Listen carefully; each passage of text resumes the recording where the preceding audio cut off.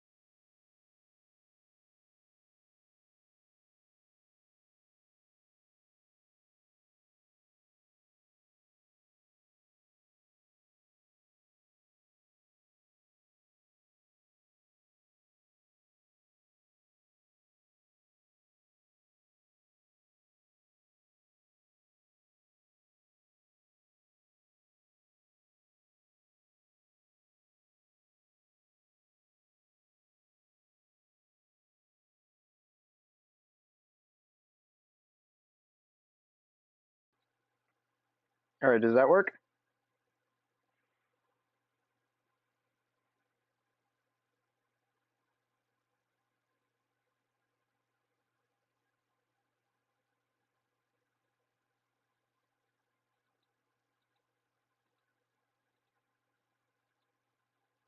All right, does that work? Oh, that worked. I think.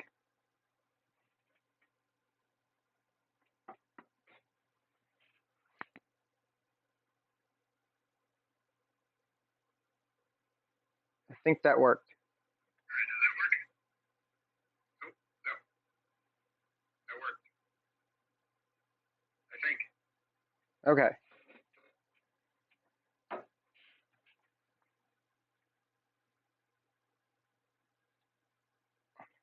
So, welcome. Actually, I do have a thing here. Welcome to the Wrestling Pod. I am your host, Carlito Santiago. My cousin, as you saw on Friday, was here. And of course, at the Royal Rumble.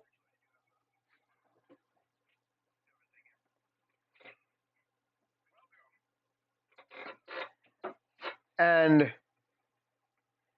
a lot of things happened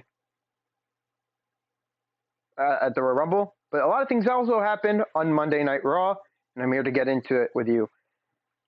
So, shout out to Eric Beeson, The Bleach Report, Monday Night Raw on Netflix after the Royal Rumble. What went down? Well, Jey Uso shocked the wrestling world Saturday night in Indianapolis by eliminating the GOAT himself, John Cena, to win the 2025 Men's Royal Rumble. Just 48 hours after the monumental win that cashed his ticket to WrestleMania 41 and a world title shot of his choosing. The immensely popular superstar appeared on Monday Night Raw on Netflix from Cleveland. What did Uso have to say about his win and who he plans to challenge in Las Vegas at the Showcase of the Immortals? And what did Charlotte Flair, the winner of the Women's Royal Rumble, have to say about her triumphant return? And of course, Elimination Chamber qualifiers are now in effect. So be ready for me to talk about those. So Jey Uso, believe it or not, kicked off Monday Night Raw in style. He was right there with the fans. We got recaps, of course, of the Royal Rumble. We also had the fans that were there too brought in. But Uso was chilling, kicking it back, wearing all decked out in orange. And this was amazing. The winner of the 2025 Royal Rumble kicked off Monday Night Raw, and after electricity of his entrance, faced the crowd and unsure what to say to the overwhelming support, his face painted with emotion. He detailed his initial fears of being a single star before admitting he has the confidence now. But then, of course, he had to do the yeet again. So I love that. But Gunther had to interrupt him and threatened punishment, unlike anything seen before if Uso chooses to challenge him at WrestleMania. Says he will beat him down week to week to week leading up to WrestleMania when he least expects it.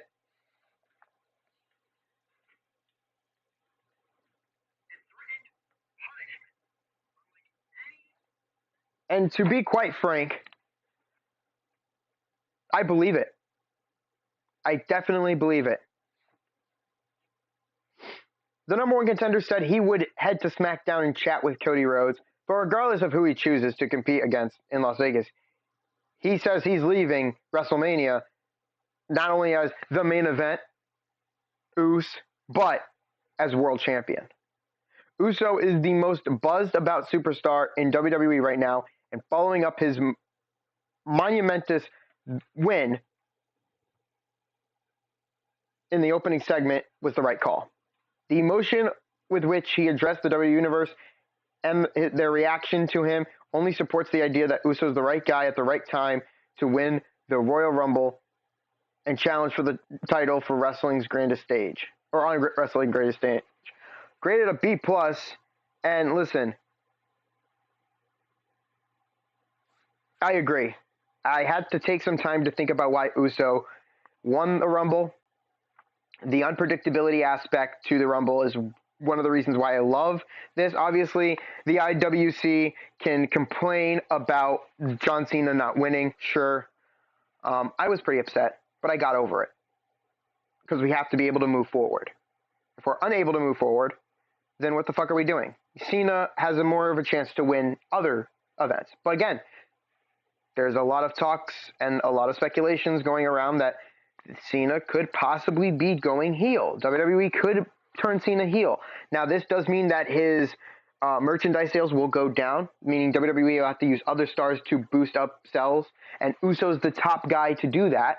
Punk is there, Rollins is there, LA Knight's still kicking it, but everybody's so like, I want Cena merch, you know what I mean? So it's kind of hard. Hopefully Cena does win the Elimination Chamber, but we'll have to wait and see. I think this was a great opening, and WWE should keep doing openings like this. Again, the whole point of a promo segment, ladies and gentlemen, should be where, like, you know, I come out there and I cut a promo. I get what I have to say out there. Someone will interrupt me. I'll go spit some words with them, and then that's it. It should be like, feel like 10 minutes, 15 minutes at tops, right? Unless it's a heated fucking debate, right? Like MJF fucking CM Punk style debate. Then give those motherfuckers like 20 to 30 minutes to spit, because it's amazing. But no, this is what it needed to be. It's followed up perfectly. But what followed up next was even better. Penta took on Ludwig Kaiser. On the heels of a humbling Royal Rumble appearance and, well, debut actually of his Royal Rumble. Is the first Royal Rumble to be in, so saw him eliminated by Penta in just seconds. Ludwig Kaiser squared off with the masked luchador in the night's opening contest. The right-hand man to Gunther dominated the action, showing great aggression and fury as he wore down the luchador. Penta mounted a comeback, though, fired off his high-flying arsenal, and ultimately caught Kaiser with the sacrifice armbar. The Penta driver finished him off and delivered the babyface the hard-fought victory. Cierro miedo, motherfuckers. But, as of course we were getting an attempted interview by Jackie Redmond, Pete Dunne's music hits, only for Kaiser to beat down Penta to close the segment. Another solid in-ring outing from Penta, and another captured victory. He defeats Gable. He defeated Pete Dunne. He now defeated Ludwig Kaiser. He's got some momentum, and we could be looking at him possibly taking on Braun Breaker for the IC title, hopefully soon. But for the time being, Pete Dunne feud for Penta would be great. But Chad Gable also looking to go somewhere to learn his luchador styles in the meantime. So what we got was pretty good. Now, of course, even as things got somewhat clunky down the stretch, a feud between Dunne and Kaiser, a feud with Dunne and Kaiser in which he may have to consult some backup is a solid enough way to utilize him for a few weeks before the WrestleMania plans become somewhat clear as the new sensation WWE, which could be the Intercontinental Championship, whether it's for Elimination Chamber or WrestleMania, either or, Penta should get that opportunity. Graded a C+, and I agree. Cole put Penta's impressive strings of victory to the point in WWE, or put over, I should say, in WWE, running down the list of athletes he has defeated. It was a little touch that elevated the significance of the first few weeks with company. But now, woo! We have to listen to what Charlotte Flair has to say. God, do they really need to change this photo? You're making her look like makeup just threw up over Cher. If you thought the Queen would be welcomed back with wide arms by the W Universe, you were sadly mistaken, as Flair was met with more boos than cheers and only fed into them Monday night, which is perfect. After trying to express how much she missed the fans and how the last year broke her physically and mentally, she almost dared the boos to continue, telling the fans that love her or hate her, she loves all of them. I don't know if that sounds like she's having a coming to Christ moment, but if she is, can we go back to wrestling, please? Thank you. But hey, I love Charlotte Flair as a heel, and this actually works perfectly. Like we said, when WWE finally determined what Charlotte Flair needed to be, whether it was a babyface or a heel, now we can put her with, sorry, the mic's kind of in a way, but we can put her now with Tiffany or with Rhea. This is perfect. She is now the heel. It makes an easy transition for Tiffany to be a babyface, then a heel, and then Rhea's already established there in that point. So she has two big babyface champions to choose from, which is perfect. But speaking of Rhea Ripley, she interrupted as Michael Cole reminded the audience that Mommy and the Queen have battled twice before at Mania, once for the NXT Championship, which Charlotte won, and then the other time for the SmackDown Women's Championship, which Rhea Ripley won. So at WrestleMania and title bouts, they're 1-1. We could be looking at a third here, which I would not be mad at. Too close to home, though. And teased another matchup between the two, though not as hard as the competitors themselves did. Now Flair insulted Ripley, causing the Women's World Champion to beg her to pick the Eradicator, creating a cliffhanger surrounding the Rumble winner's WrestleMania choice. This was fine, and pushing Flair towards the heel side of things is the right call.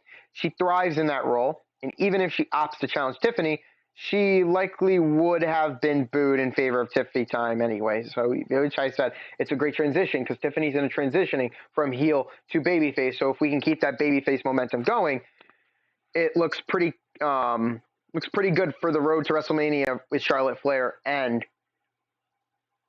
Tiffany Stratton. Great at B+, of course, as we saw.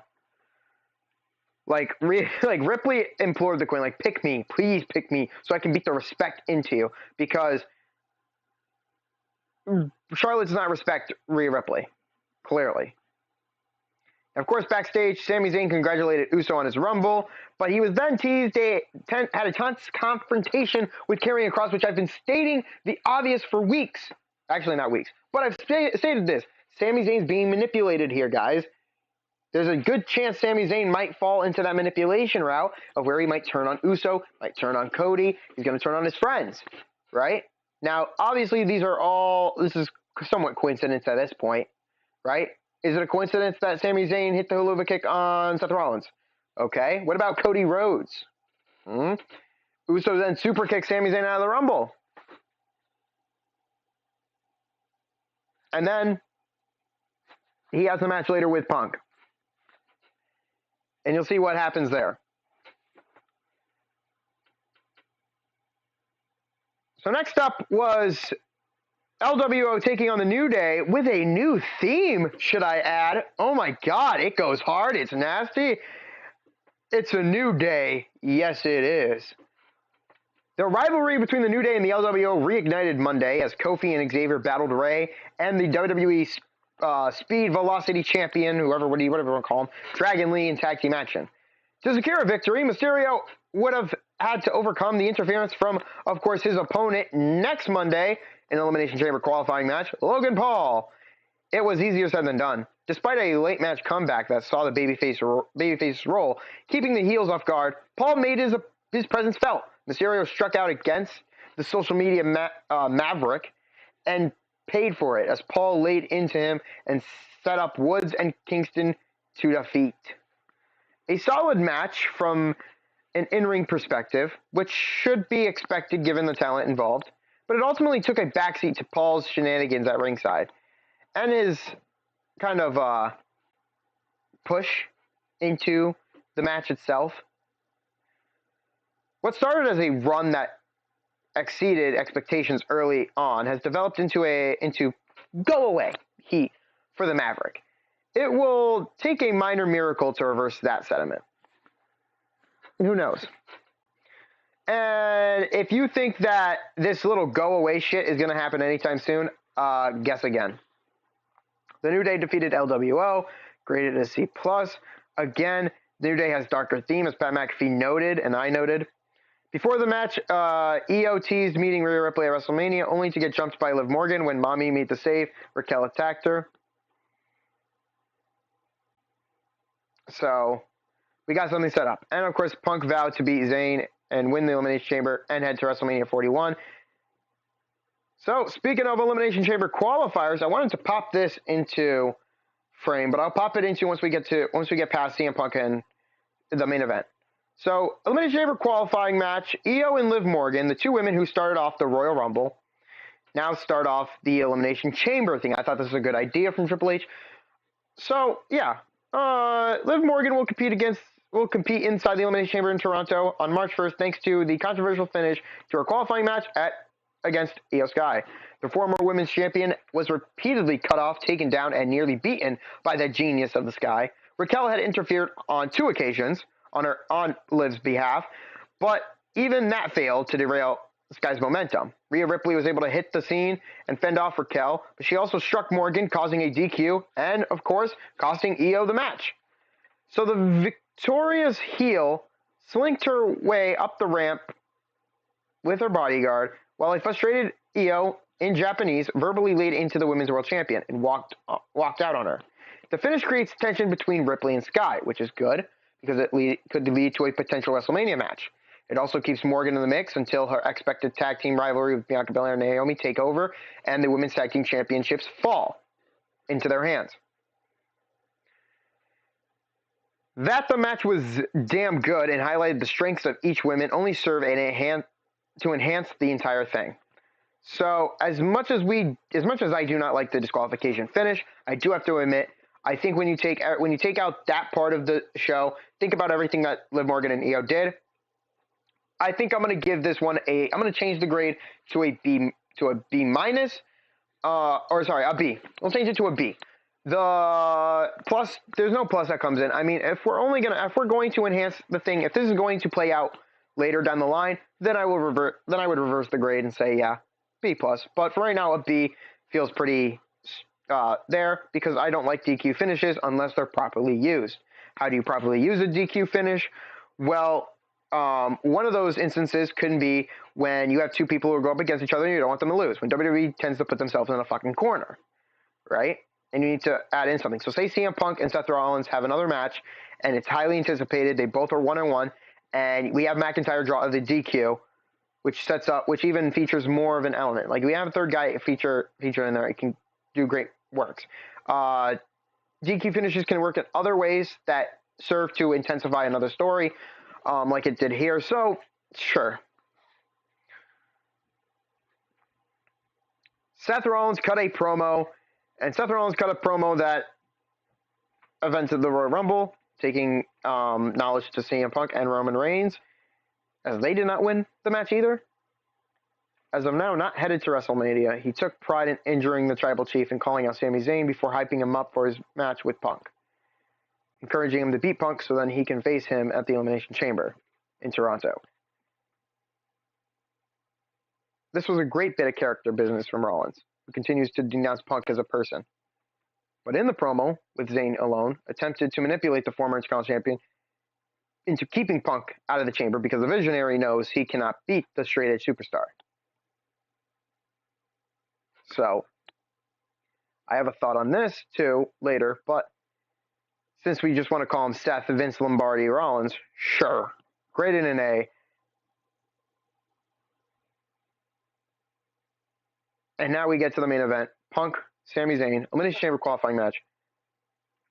CM Punk joined John Cena as the entrance in the 2025 Men's Elimination Chamber match Monday night, defeating Sami Zayn in a superb main event. The win came after 20-plus minutes of action that saw Zayn nearly upset Punk on more than one occasion. Each competitor prepared their finisher only to have it countered or stunned before Punk finally caught a charging Zayn into the go-to-sleep for the win. Now, after the match, the two combatants met in the middle of the ring and showed respect. But Kevin Owens came out of nowhere and pushed Zayn into CM Punk. Coincidence? Sami Zayn has pushed Punk out of the ring. But Kevin Owens set up for a package piledriver and executed to set up possibly another match between Sami Zayn and Kevin Owens at WrestleMania. This time, Kevin Owens being the heel and Sami Zayn being the babyface. A great match and a newsworthy angle to close out the show makes this an easy thumbs up, grading an A, which I agree. Now, I want to show this into picture because I did have this here. If you guys can see it, it's the Elimination Chamber qualifications. So Cena didn't have to do anything to get in. CM Punk defeated Zayn, as I wrote here, and Liv Morgan defeated Io Sky via DQ. I will keep a list of who defeated who to enter the Elimination Chamber, and then here you'll see I'll add for the men's and the women's itself. Next week, Bayley will be taking on Lyra Valkyria. In 2 weeks, Rollins will take on Finn Balor, which I actually guessed before it was even made aware. And oh God, Rey Mysterio and Logan Paul, which I think Logan Paul will get in there. But something tells me, and I want to bring this up, something tells me that CM Punk is going to screw Rollins in his match against Finn. Finn's going to get in, along with Damian Priest on SmackDown, so that they'll keep their two linked together. So most likely Punk, Cena, Logan, Finn, Damian, and somebody else. Rollins will cost Punk the match at Elimination Chamber to set up their WrestleMania feud, just like how LA Knight and AJ Styles set up their match for WrestleMania. Rollins is only in Toronto to screw Punk. Unless Rollins gets in somehow. Another way. I don't know. Everything else for the women's will be set up later, but I just wanted to show that, and I will keep everything noted so that it's there. But yeah, Punk's still Bret Hart inspired tights, always to be a top shelf ring gear. And it's great to see how Kevin Owens trolls his targets each week, with this time with Sami Zayn forever shirt being worn as he hits the package pile driver. But for the overall grade, WWE continues its hot streak with another qualified Raw, even if it had glitches throughout the entire fucking show, which sucked. Okay? The glitches fucking sucked. So, it continues this last week with another quality Raw that saw the company continue its hint at Gunther and Uso for Mania, into that Flair and Ripley Part 3. Possibly Ripley also taking on Io. Featured 2 strong Elimination Chamber qualifying bouts, putting an exclamation point on the show with Kevin Owens attacking Sami Zayn. With WrestleMania taking place 2 weeks later than normal, there is not the usual sense of urgency from a creative standpoint, nor does there have to be. Instead, this was a solid show that stayed within the context of the ongoing stories without feeling the need to get overly fancy and water things down. More of this, may you please, WWE. Graded a B+, and I'm going to agree with the grading on this. It doesn't get an A. It would have gotten an A if it didn't buffer and it didn't glitch. It glitched throughout the entire show, so of course it's going to get a lower grade. But yeah, Raw was pretty fucking decent. I can't wait for SmackDown. I also cannot wait for Evolve. If you guys heard that, WWE's bringing back Evolve and putting it onto a streaming service known as Tubi. If you guys want to know what Tubi is, Tubi will also be streaming, of course, the NFL's Super Bowl this Sunday, the 9th of February. Watch as the Kansas City Chiefs will be taking on the Philadelphia Eagles. Tubi is a streaming service where you can sign up for free. All you have to do is register, create an email, sign up with a password, and bada bing, bada boom, it's all there and done for you. It's free. You ain't got to pay anything. I tell you not, it's fucking amazing. I use it. I even have it, and it's fucking great. There's some old TV shows you could watch and some old movies, unless they haven't already disappeared. But go ahead, pick up, of course, go download Tubi to go watch, of course, the Super Bowl and Evolve March 5th, Wednesday, March 5th at 8 p.m. Eastern. That will be a great little thing there. And I think I don't know, I'm not promoting Tubi, but hey, Tubi, I will promote you if you want to do something. So yeah, it's really good. But yeah, anyway, this has been another Monday Night Raw quality show. I'd go check it out. But fair warning, there is some glitches throughout the entire show. So they will be back in Nashville, Tennessee, where AJ Styles will hit the scene. And we could be looking at AJ and Braun Breaker at some point, too. Forgot to mention that. I don't know if there's somewhere in the notable moments. But, yeah. So they'll be doing something in that vicinity. But, yeah. Anyway, I cannot wait for Saturday. I cannot wait for Sunday. And yeah, so I will see you guys on Saturday for the SmackDown summary. And I will see you next week for a Raw review.